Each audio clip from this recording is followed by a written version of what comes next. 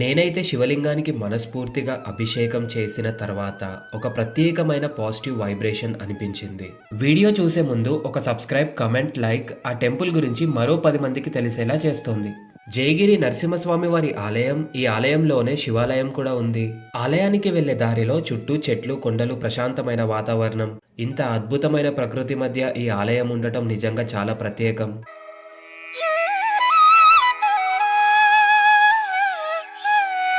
ఆలయంలోకి అడుగుపెట్టగానే ముందుగా మనకి వినాయక స్వామి దర్శనమిస్తారు. ఓం నమ శివాయ. చూడండి ఎంత భారీ శివలింగమో.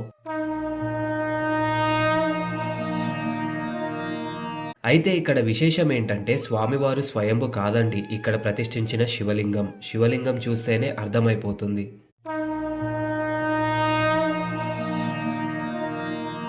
లక్ష్మీ నరసింహస్వామి అమ్మవారితో సహా స్వయంభు క్షేత్రం. ఇక్కడ శివుల వారు మాత్రమే ఇక్కడ ప్రతిష్ఠించడం జరిగింది. చాలా అద్భుతంగా అనిపిస్తుందండి.